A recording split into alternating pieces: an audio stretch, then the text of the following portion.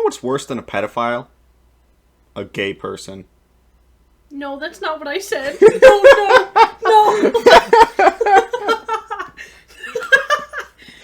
No, that's not what I said. Hello, and welcome back to 828 Politics. Now, we don't actually condone pedophilia or gay people around here. I thought you were going to lead with we actually don't condone gay people. Okay. No, I promise that's a joke this time. Anyway, today is part 3 of a little series we've been talking about in relation to gender and kind of just the LGBT community as a whole. Some people have been saying some really stupid things in regards to them. You can watch both of the parts in the description below. I do recommend it even if it's not necessary. Oh, and also the corner up there somewhere. I don't know. Somewhere around there. You'll find it. But in part 2, I was mostly talking about someone's claims of how gender as a concept is upheld by pedophiles in academia, which was a very nonsensical claim with zero supporting evidence. However, I did find some interesting research while looking into that matter, and I sort of left it after a cliffhanger, so now in part 3 we're talking about it here. So, what did I find? Despite not finding anything that can tie gender as a concept to a pervasive pedophile ring in academia, or that it's being upheld by pro-pedophiles in academia, that's not to say that all of what I found is uninteresting or unworthy of taking a look at.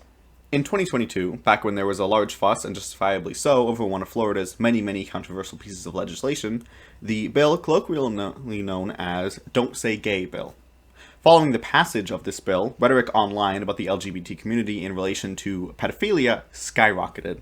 Specifically, people online, especially major right-wing figures, were spreading a narrative that the community was groomers, and that they were grooming children.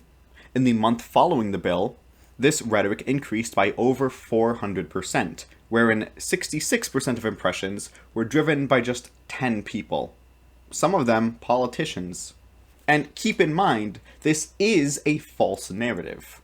Though I previously focused explicitly on claims of an academic pedophile ring supporting gender as a term, the false narrative many people espouse is far broader than just that. The conservative media tend to liken all, or at minimum an extremely large portion of the LGBT community as pedophiles. However, research does not demonstrate this. Firstly, we must understand that sexual orientation is not classically applicable to pedophiles. The primary attraction in pedophiles is not related to the sex or gender of their victim at all. Indeed, the literature shows that many pedophiles do not have the capacity to form mature, meaningful attractions to adults. Their paraphilia is associated with age, nothing else. Because of this, there are multiple available approaches towards ascertaining a more applicable understanding of pedophilic sexual orientation. In this context, terms such as fixated and repressed are often used to talk about differences in pedophile typology. Basically, a fixated pedophile is one who has a primary and in effect exclusive attraction to children. A regressed pedophile is one who can form relationships and experience attraction to adults under normal circumstances, but in abnormal circumstances, such as when under stress, they regress back to wanting children. To quote, using the fixated regressed distinction, Groth and Birnbaum studied 175 adult males who were convicted in Massachusetts of sexual assault against a child. None of the men had an exclusively homosexual adult sexual orientation. 47%, were classified as fixated. 70 others, 40%, were classified as regressed adult heterosexuals. The remaining 13%, were classified as regressed adult bisexuals. Of the last group, Roth and Birnbaum observed that, in their adult relationships, they engaged in sex on occasion with men as well as with women. However, in no case did this attraction to men exceed their preference for women. There were no men who were primarily sexually attracted to other adult males. Other researchers have taken different approaches, but have similarly failed to find a connection between homosexuality and child molestation. Dr. Carol Jenny and her colleagues reviewed 352 medical charts, representing all of the sexually abused children seen in the emergency room or child abuse clinic of a Denver Children's Hospital during a one-year period, from July 1st, 1991 to June 30th, 1992. the molester was a gay or lesbian adult in fewer than 1% of cases in which an adult molester could be identified. Only 2 of the 269 cases. Another study was conducted, which I will not be explaining in detail because honestly, even the methodology of it is icky, even if the research is useful, but you're welcome to explore the link down below and look at it yourself. As with always, all of the links and sources throughout this video are in the description below for you to check out. And while you're down there, make sure to like the video and subscribe. It does help because I get a hit of dopamine every time those numbers go up.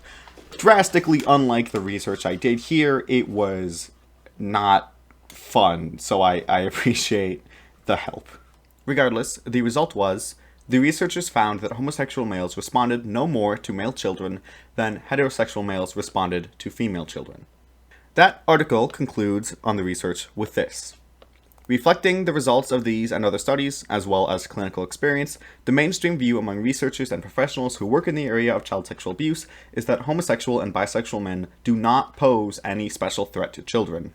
Another variation of the groomer narrative is that teachers or other academics are grooming children by teaching them about sexual or gender identity. Even in this different perspective, it is still a false narrative. Another reading of the grooming narrative, as Pushaw and Ingraham have applied it, suggests that, over time, children might be taught to or coerced into claiming an LGBTQ identity as their own, even if they otherwise wouldn't have. There is no evidence of that, and it points to a fundamental misunderstanding of human sexuality and gender identity. Experts said that they were not aware of any research or evidence that increased exposure to topics such as gender and sexuality makes people more likely to join the LGBTQ community. Instead, they said it is likely an environment of increased acceptance allows children to more safely and openly think about, question, and discuss their gender identity and sexual orientation. So, yeah, gay or trans people aren't pedophiles, nor are they groomers. Another dead conspiracy designed to play into a moral panic. All of this is not to say there are no issues of pedophiles co-opting scientific research for their own purposes. It is not related to gender in any way, demonstrable by current research, but it is related to the term minor attracted person, or MAP. There's a very interesting article published in Sage Journals titled A Review of Academic Use of the Term Minor Attracted Persons. Let's look at some of the information contained therein. The article points out a very, very precarious situation that scientists find themselves in studying pedophilia. Which, yes, that research should be conducted. Don't get into a moral panic about it. Understanding how or why it comes about and how or why pedophiles operate is an intrinsic and necessary step towards protecting children. One inherent part of this research necessarily involves non-offending pedophiles. It is entirely insufficient to exclusively study people who have been convicted or otherwise caught, as it only gives half of the picture. How else, besides comparing those who don't offend with those who do offend, can we find out the risk factors and therefore know how to help those who don't offend get over their paraphilia? The research is necessary, but very difficult to complete. For good damn reason, pedophiles aren't exactly keen on making themselves known, for research purposes or otherwise. This leads researchers to an over-reliance on pedophile communities or pro-pedophile communities for the purposes of research. They often require the goodwill of these communities in order to conduct research, and this gives participants foreknowledge of the research and a means by which to manipulate the information they provide in order to skew perspectives. The term MAP explicitly originated within these pro-pedophile groups as a means of social change. Their goal with the term was to both destigmatize pedophilia and to undermine the severity of child sexual abuse. This is an example of a pedophilic ulterior motive in the adoption of specific terminology. And moreover, this narrative these groups adopt works its way into the research they provide. Interviewees skew their answers to push this narrative rather than the truth. So, the article authors took a review of several databases and found 30 research papers that use the term minor attracted or minor attracted person, variations allowed with hyphenation, between January of 2015 and December 2023. Specifically, they found 107 studies, but 54 were duplicates, 19 irrelevant to the topic, and then 4 more excluded for a variety of reasons, including one being a book chapter, not being in English, a duplicate, and wrong study design. The final review included 30 articles. Fortunately, it is not necessarily a widespread phenomenon yet, given the relatively rare rate of occurrence, but there is certainly reason to worry. The authors discussed their findings of their analysis, and it is very interesting. Indeed, it is exceedingly difficult to not just quote the entire damn article here. All of it is relevant and important and a fascinating look into map scholarship, as they put it, and I deeply encourage you to go read it yourself if you have the time. But if you don't, here's a rundown. Among the reviewed literature, the precise definition or the context of map varies greatly. Some authors and papers use the term specifically as a less stigmatized way to refer to pedophiles. Some use the term to refer specifically to non-offending pedophiles as opposed to offending pedophiles. This, however, is not something easily vetted. To quote, "Overall, there was a lack of consensus on the definition of the term, which was sometimes presented as a less stigmatizing synonym for pedophilia, but also as a way to refer to a sexual identity, orientation, or minority. These variations were conceptually confusing, particularly when used as an overall frame for research based on samples of self-identified maps, where the boundaries between offenders and non-offenders were indistinct.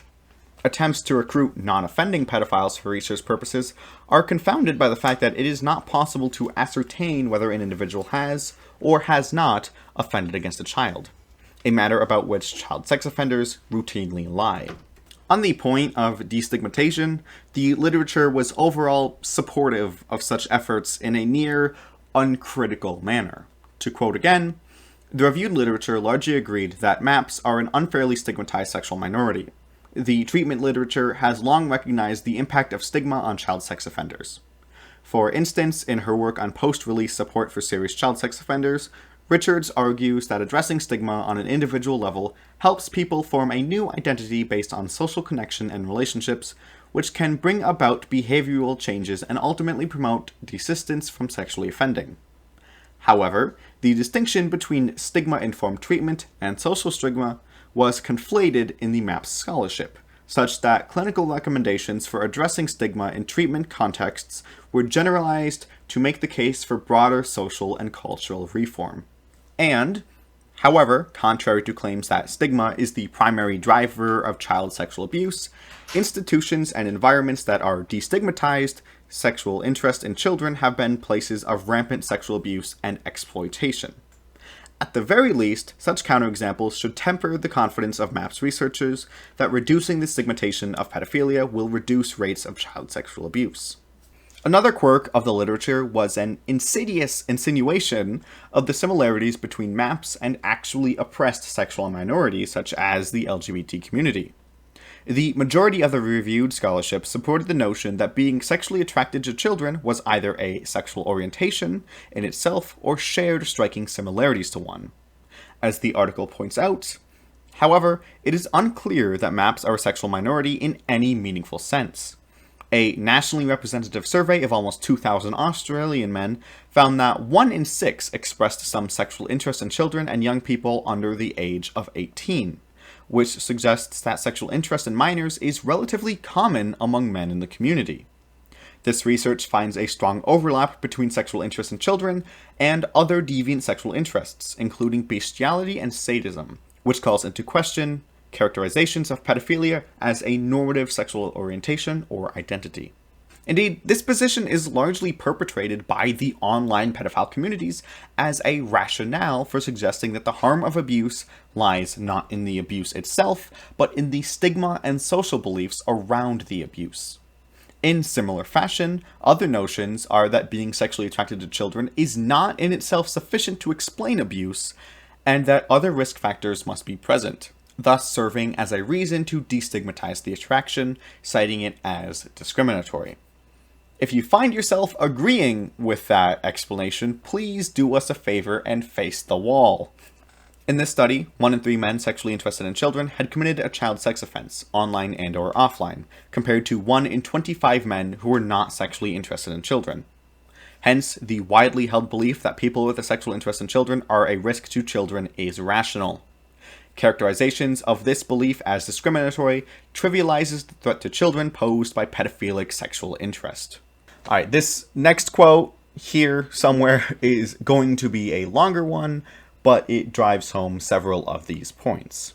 A recurrent implication within MAPS scholarship is that child sexual abuse perpetration by pedophiles is driven to a significant degree by the stigmatization of pedophilia.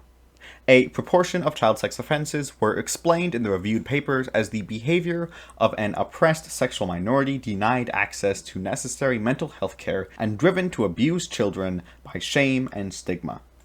It is undoubtedly true that the availability of early intervention services for pedophiles have been curtailed by disgust at child sexual abuse, and these services have an important role to play in prevention responses.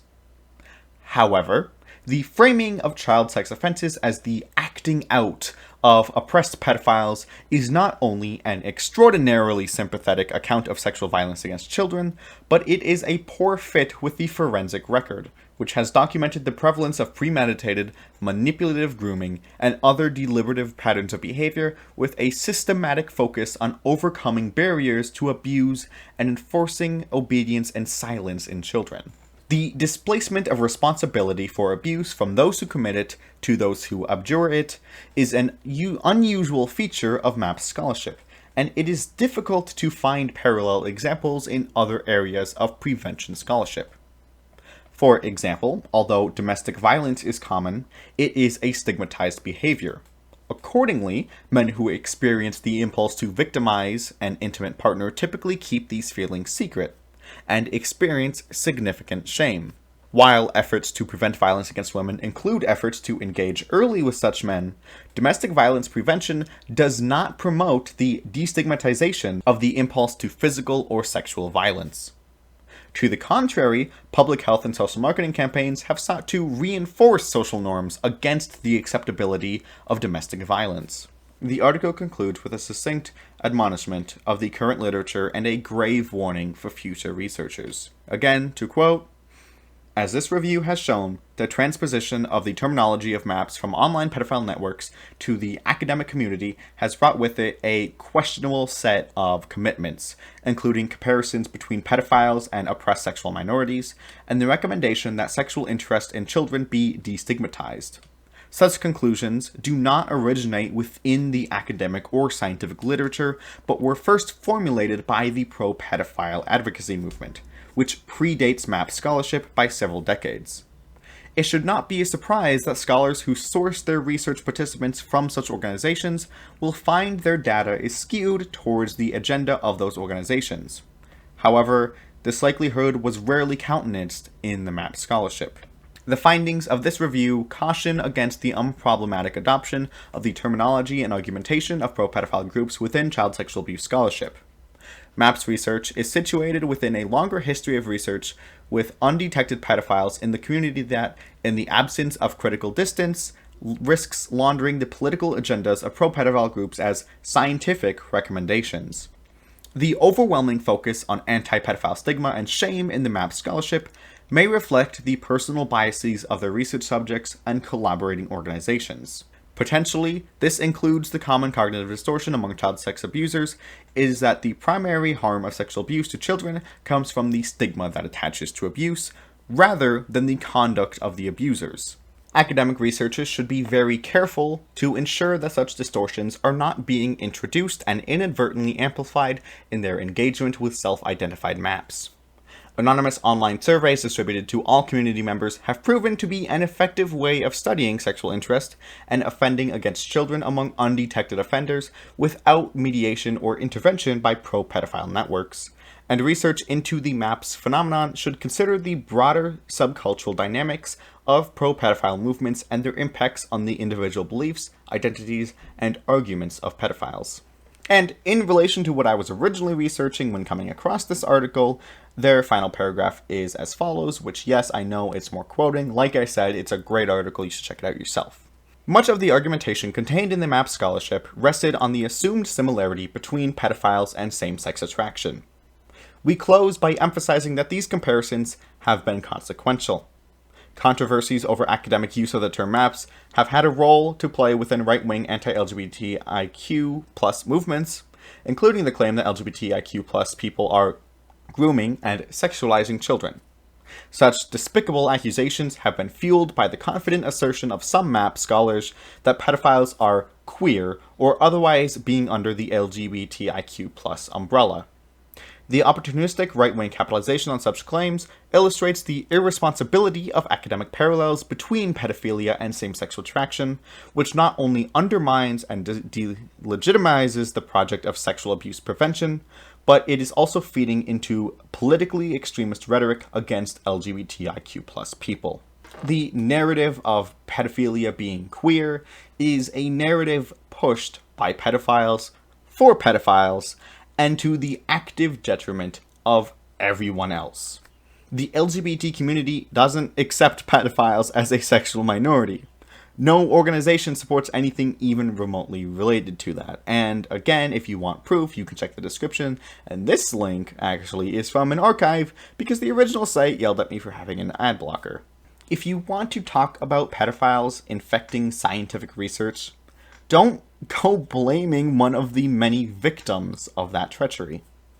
Especially, don't go blaming the LGBT community for pedophilia when they are disproportionately at risk to be the victims of such behavior.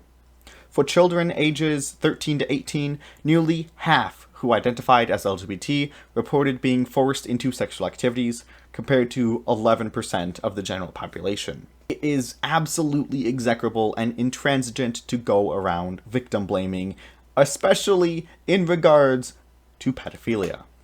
And as an additional thought, just to do some nice old rage baiting, if you are agreeing and supporting the rhetoric that LGBT people are groomers or pedophiles, you are just doing the pedophiles' work for them. Don't stick by their side. And that was that was a lot to write and research and read out because there's a lot of very not fun stuff, and I know it wasn't fun to listen to or hear or any of that, so I'm not going to make a big fuss out of the ending. This is it. This is the ending. Welcome to the end of the video. If you enjoyed or appreciate what I do here, you can like the video and subscribe. It does help. And I guess stay tuned next week for part 4. I promise it will be a lot more lighthearted than the gay pedo agenda. So that's all I have. Thank you for watching, and yeah, this has been HY Politics, and never stop learning, I guess.